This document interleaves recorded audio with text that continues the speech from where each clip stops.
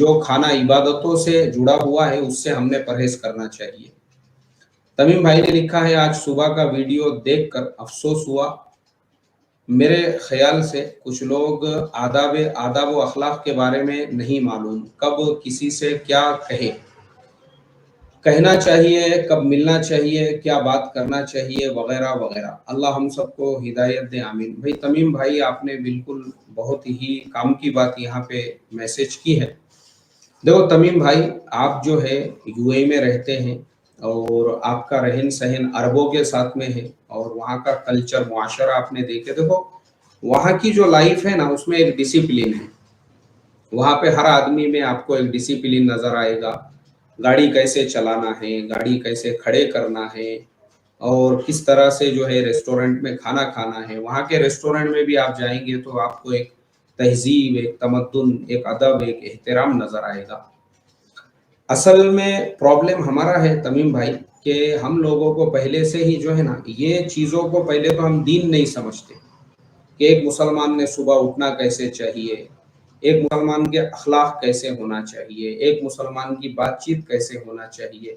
ये चीज़ों को हम दीन नहीं समझते हैं। हमने साफ सुथरे कैसे रहना चाहिए, इसको हम दीन नहीं समझते हैं। कि हमारे जो बाल है पूरे झिपोटिया जो है, इतना बड़ा हमने पीछे जो है कुप्पा रखे बाल का, और वह बाल जो है खांधे पे आ रहे हैं, खांधे से नीचे भी जा रहे हैं। हमको सेंस ही नहीं है कि भाई एक मुसलमान जो है ना, उसने कैसे साफ सुथरा रहना चाहिए, उसके बाल कैसे होना चाहिए, ये सब चीज़ों का शुरूर नहीं है हमको। कपड़े हमारे कैसे होना चाहिए, हमने नहाना धोना कैसे चाहिए।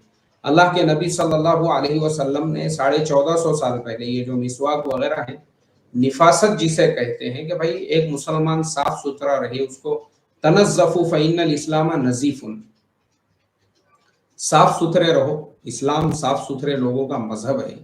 ये सब बातें 1450 साल पहले सिखाई है साहबा को।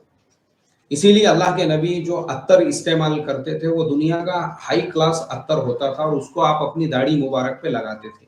यानी अत्तर जो हम इस्तेमाल करते हैं ना, आपने देखे होंगे, मैं भी बयान में अक्सर कपड़ों पे अत्तर लगाता हूँ। वो इसलिए क्योंकि ये केमिकल है, आज के ज़माने का अत्तर। अल्लाह के नबी दाढ़ी मुबारक में अत्तर लगाते थे और वो एकदम दुनिया का सबसे महंगा अत्तर होता था। तो आप खुशबू को इतना ज़्यादा पसंद करते थे। आप जो पैदाइशी तौर पे अल्लाह के नबी जो है नफासत पसंद थे। आपकी तबीयत में ही पाकीज़गी थी। इसीलिए अल्लाह के नबी सल्लल्लाहु अलैहि वसल्लम का जो की जो तबीयत थी, साफ सुथरी, खुशबू वगैरह, ये सारी चीज़ें, कंघी है, ये जो सुन्नतें मिलती है ना, सुरमा लगाना है और कंघी करना है, तेल लगाना है, ये तमाम इसीलिए मिलती है क्योंकि अल्लाह के नबी सल्लल्लाहु अलैहि वसल्लम सफाई सुथराई को इतना ज़्यादा पसंद करते थे। हमारा प्रॉब्लम क्या है, हम जो इंडिया और पाकिस्तान, बांग्लादेश जैसे मुल्कों में रहते हैं, हम ये चीज़ों को दीन नहीं समझते। इसलिए 15-15 दिन नहा नहीं रहे हैं। 8-8 दिन हमारे नहाने का कोई ठिकाना नहीं है। आंखों में चिपड़िया आए हुए हैं, और कोई मतलब यानी एक, इसको मराठी में सोंगाड़िया बोलते हैं। बेसुदी जिंदगी है, बेतरतीब वाली जिंदगी है। तो ये तरीका बिल्कुल गलत है, बिल्कुल गलत है ये। और मैं अगर आपको एक बात बताऊं, आप हैरत करोगे कि मलेशिया के अंदर मेरा क़ियाम एक होटल के अंदर था, और मैं बैठा हुआ हूँ नीचे।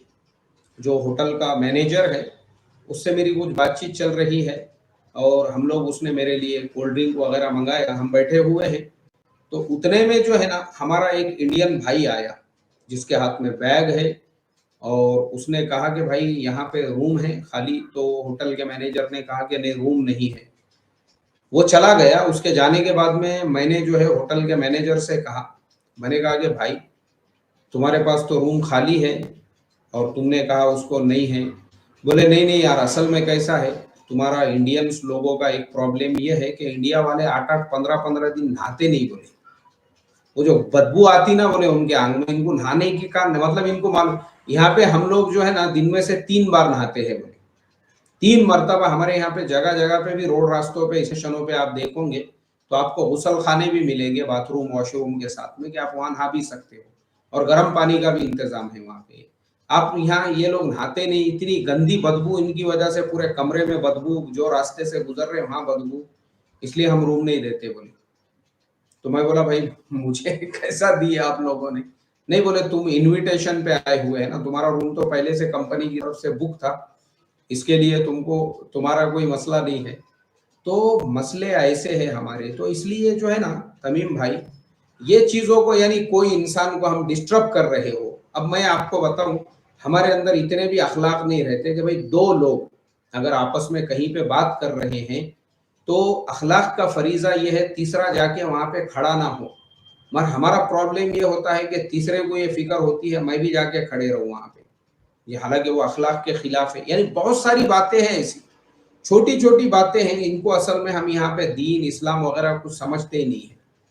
तो मैंने जो सुबह के वीडियो में बताया वो यही कि मैं एक वर्किंग पर्सन हूँ, मैं काम करता हूँ, मेरा मुझे आके डिस्टर्ब करना, हालांकि यही बातें अगर आप देखोगे ना तमीम भाई, अभी जो मजलिस शुरू हुई है कम से कम 10 बातें मैंने वही दोहराया हूँ, मैं हर मजलिस में दोहराता हूँ। लेकिन हमारा जो मसला है ना वो ऐसा है, जो मैंने अभी वीडियो में भी सुबह 2-3 वीडियो में बात बताया हूँ कि किसी इंसान ने आपको बताया आप बिरयानी ऐसी पकाओ, आप उसको ऐसा खाओ, वो पकाना हमको नहीं है बोले, तुमको रेडीमेड हमको पका कर दो।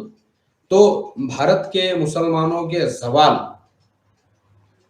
और उनके बर्बादी का एक सबसे बड़ा रीजन गताड़ापन है, सोंगाड़ियापन है, गंदगी। मुसलमानों के बिल्डिंगों में गुटखे खा खा के पूरे बिल्डिंगें सड़ा दी हुई है, मस्जिदों के दरवाजे सड़ गए हुए हैं, अल्लाह रहम करे। ताहरत खाने बैतुल खला पूरे सड़ गए हुए हैं गुटके खा खा के, पिचकारियां मार मार के। तो ये चीजों को एक्चुअल प्रॉब्लम ये है, ये लोग इसको इस्लामी नहीं समझते। अल्लाह रहम का मामला करे। तो इसके लिए मुझे वो वीडियो डालना पड़ा था सुबह में। अल्लाह से दुआ करता हूँ भाई कि जैसे हमको जुब्बे का इस्लाम समझ में आ गया हुआ है, टोपी का इस्लाम समझ में आया है, रुमाल 12 हाथ का होना चाहिए वो इस्लाम समझ में आया है, ऐसे ही अल्लाह ताला हमको साफ सुथरे रहने वाला इस्लाम, जिंदगी में डिसिप्लिन वाला इस्लाम, किसी से मुलाकात वाला इस्लाम, सफर का इस्लाम, ये भी इस्लाम अल्लाह हमको समझा दे, सिखा दे। अस्सलामु अलैकुम व रहमतुल्लाहि व बरकातहू।